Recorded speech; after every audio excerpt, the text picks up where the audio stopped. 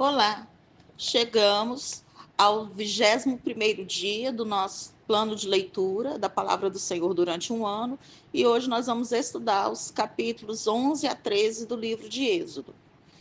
Dos versículos 1 a 5 do capítulo 11, o Senhor fez com que o povo encontrasse favor diante dos egípcios.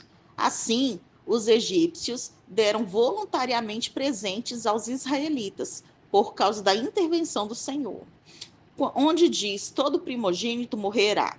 Deus ia levar a efeito o julgamento final contra os egípcios.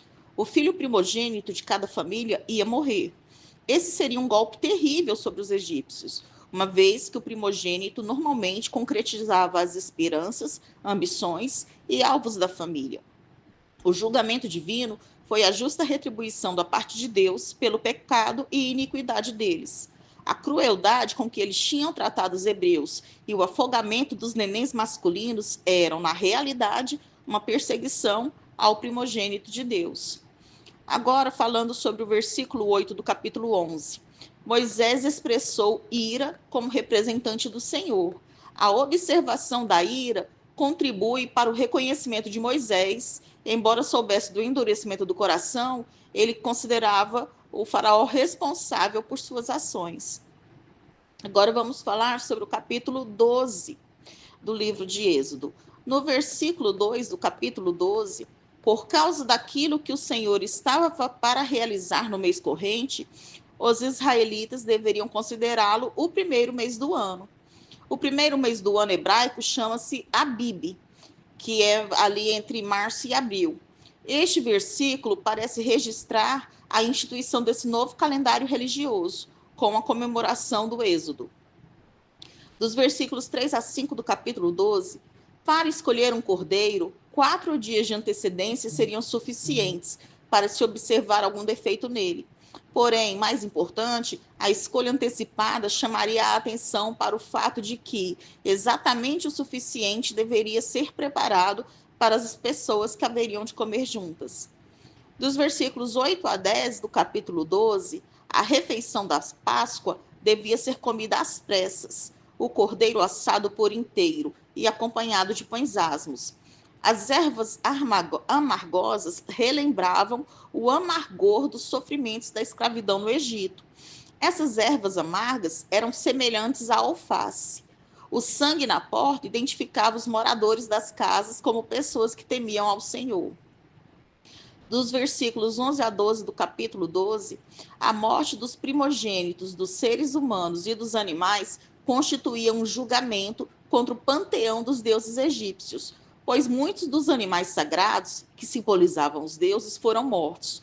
Quase todos os deuses do Egito eram semelhantes a algum animal com feições humanas. A incapacidade das divindades egípcias de proteger os habitantes do país ficou plenamente demonstrada diante de todos, quando houve a morte do primogênito de cada animal.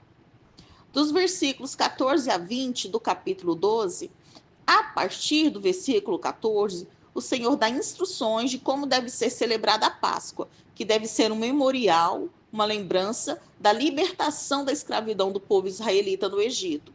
Os pães ázimos, ou sem fermento, recordariam os israelitas sua partida apressada do Egito, sem ter tempo para um agente fermentador fazer um pão crescer. Na Bíblia, o fermento frequentemente simboliza o pecado. A gente pode ver isso em 1 Coríntios, versículos 6 a 8, quando Paulo lembra que um pouco de fermento leveda toda a massa. Dos versículos 21 a 22 do capítulo 12, agora são dadas instruções para a ocasião imediata. O marcar as casas com sangue era para indicar que estes são os lares que participam do sacrifício ordenado por Deus. O hisopo era uma espécie de manjerona usada nas cerimônias de purificação.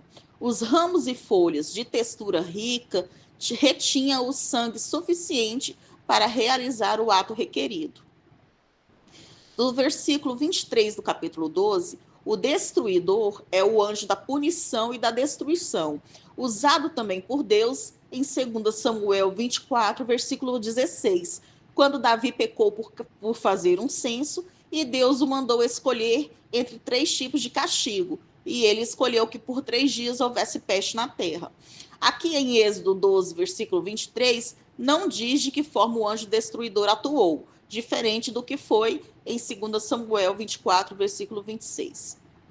Dos versículos 24 a 27 do capítulo 12, o Senhor esperava que os israelitas ensinassem aos próprios filhos a seu respeito, no processo de celebrar regularmente aquilo que ele fizera por eles. Nas celebrações da Páscoa, entre os judeus, nos dias de hoje, a criança mais jovem faz a pergunta ritual e o pai da família recita a história do Êxodo. Dos versículos 31 a 32 do capítulo 12, o faraó teve um último encontro com Moisés e Arão. Ele tinha declarado que Moisés morreria se eles se encontrassem novamente, mas ele não podia cumprir essa decisão. Em vez disso, ele se rendeu e concedeu a todos os israelitas liberação incondicional para sair e adorar. No versículo 32, quando o faraó pede que seja abençoado, essa bênção que o faraó buscava presumivelmente serviria para contrabalançar a temível maldição que havia caído sobre o Egito. No entanto, ele mesmo não faz menção de adorar ao Senhor. No versículo 33 do capítulo 12, como Deus havia dito, são os próprios egípcios que pedem a saída dos israelitas. Eles estavam conscientes de que morreriam se os israelitas permanecessem um pouco mais no Egito. Dos versículos 35 a 36 do capítulo 12, Moisés tinha recebido a ordem de pedir fundos aos vizinhos egípcios e a promessa de que o próprio Deus faria os egípcios atenderem a este pedido. Os fundos, quando o Senhor pede que eles peçam aos vizinhos objetos de prata e ouro. Então, isso, na verdade, era uma indenização a pagar aos hebreus que eram escravos libertados, uma fração daquilo que lhes era devido. No versículo 38 do capítulo 12, esse misto de gente do versículo 38 pode ser, talvez, minorias perseguidas ou outros escravos que aproveitaram e subiram com os hebreus, além de outros grupos semitas. Por certo, também estavam incluídos egípcios que se tinham unido por casamento com os israelitas, e até mesmo egípcios tementes a Deus. Dos versículos 40 a 41, pesquisadores contam que a data do Êxodo é por volta de 1446 a.C. Em algumas traduções, no versículo 41 diz que as hostes do Senhor saíram do Egito. Este é um termo militar que significa exército. Dos versículos 43 a 49 do capítulo 12, essa explicação adicional sobre as regras da Páscoa enfoca a restrição da cerimônia à comunidade da aliança com Deus e foi ocasionada pela menção de não-israelitas que deixaram o Egito junto com Israel. Somente membros da aliança que fossem circuncidados podiam participar. Agora vamos falar sobre o capítulo 13. No versículo 2 do capítulo 13, o Senhor consagrou para si todos os primogênitos entre os homens de Israel, quando ele feriu os primogênitos do Egito. A importância dos primogênitos entre os filhos e os animais dos israelitas estava ligada àquilo que o Senhor tinha feito e dito, e não a qualquer coisa especial a respeito deles. No versículo 9 do capítulo 13, que a lei do Senhor esteja na tua boca, enfatiza que os israelitas haveriam de aceitar e meditar a respeito e cumprir aquilo que o Senhor prescreveu. Os israelitas deveriam bem saber e falar a respeito para lembrarem a si mesmos e uns aos outros. O efeito daquilo que o Senhor fez deveria ser tão grande como se tudo estivesse manifesto da mão de cada pessoa, ou seja, fácil para ver, e entre seus olhos, ou seja, fácil para outros verem. Ao interpretar literalmente essa expressão figurada, os judeus mais tarde punham certas passagens da lei dentro de caixinhas e as amarravam ao braço esquerdo e à testa. Essas caixinhas eram chamadas de tefilim ou filactérios. Dos versículos 12 a 13 do capítulo 13, a ordem separarás para o Senhor implica a transferência de propriedade.